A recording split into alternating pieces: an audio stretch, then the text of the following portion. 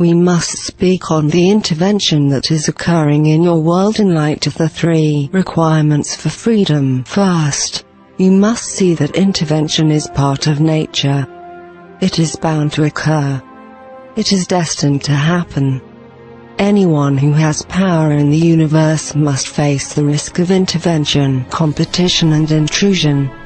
Anyone who has gained an advantage in any way, technological advantage or rare and valuable resources, will have to face the problem of intervention and competition in the universe. It is a universal problem, and that again is why the wise remain hidden. That again is why humanity must learn to be extremely discreet. You are living in a world of tremendous natural diversity and biological resources.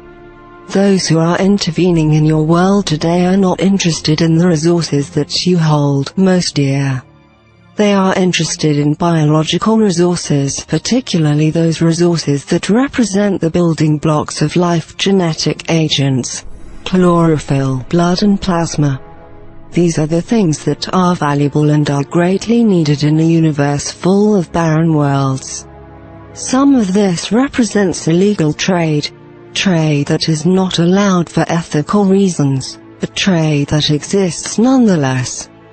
Rare metals are also sought here, metals that you are aware of and metals that you are not aware of.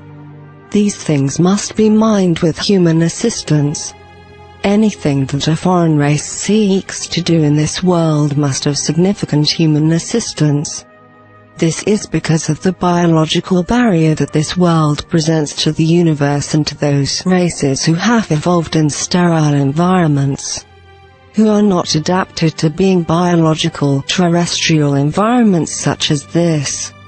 Because worlds such as this are very rare, there are very few races in the universe who have this adaptation.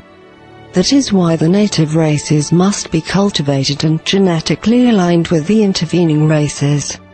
It is a time-consuming process, but the results are believed to be worth it by those who are engaging in such activities. The intervention is of 2 kinds.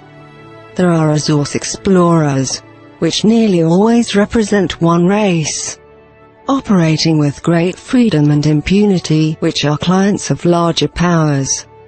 Sometimes, they are clients of independent trading networks that are engaged in illegal trade. Those resource explorers who have been in your world and who are in your world today represent members of this group. Then there are collectives, who are multiracial, hierarchical and very well organized. The worker classes are bred for specific purposes, and they're involved in collective breeding, which is a practice not all advanced races are engaged in. The collectives seek a more permanent residence in this world. They seek it as a world that either they or their clients could own and govern from afar with human assistance. That is why such great care has been taken to study human psychology, human physiology and your reproductive process, as well as the biological hazards that exist on Earth. That is one of the reasons that plant samples have been taken and the world has been observed for such a very long time. It is perhaps surprising for you to realize that an advanced technological race would have difficulty adapting to your world, believing that their science and medical technology would have overcome the difficulties involved. But, alas, so great are these difficulties that there is no race who has evolved in sterile or near-sterile environments that could easily withstand the biological agents that exist here. Even the illnesses of your animals could affect them. So great is this hazard that in recent history few races have attempted colonization of this world. But now the collectives see an advantage. For humanity has built networks that they can use worldwide communications, worldwide resource extraction and a sufficient level of technology that can, at a basic level, interface with what they use and rely upon.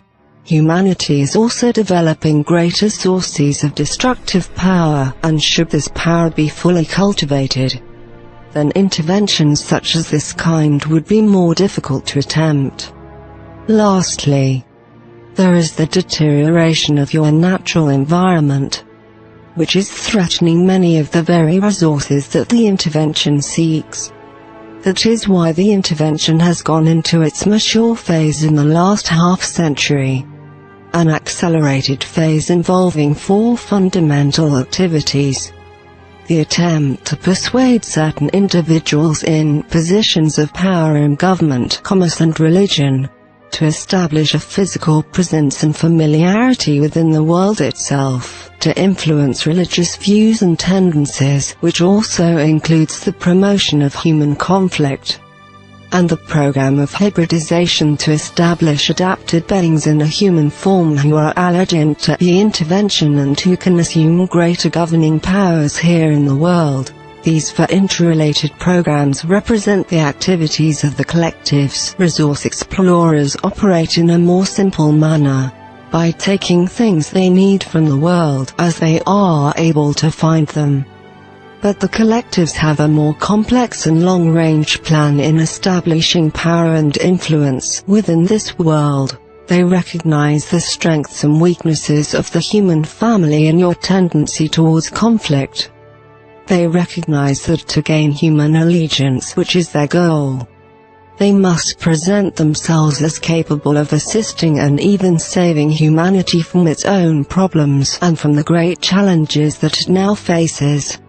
The intervention will present itself, therefore, in a more enlightened form as spiritual agents, as those who have overcome war and conflict, who live in peace and who have achieved technology that humanity can now use and, indeed, now needs in order to rescue its environment and to bring a cessation of conflict in the world. Yet, this all represents deception.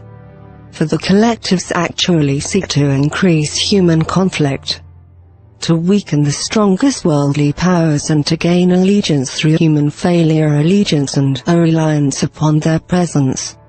Their interbreeding program is not only to establish individuals in positions of power, but also to condition and to program those that they take to become the intervention's representatives and apologists, those who will promote the intervention and the peoples of the world having direct access to these intervening powers, bypassing their governments, bypassing human authority figures, in order to establish direct contact with those forces who are conditioning people to believe that the intervention is here on their behalf.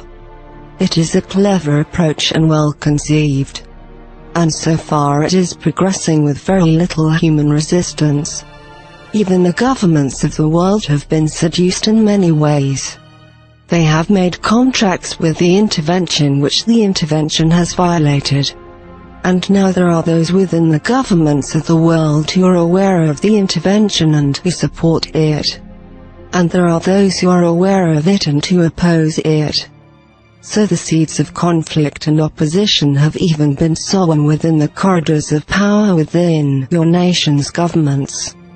Many of them, the intervention is being carried out by physical beings who are driven by the same needs that drive humanity: the need for resources, the need for power, the need for wealth and the need for strategic advantage.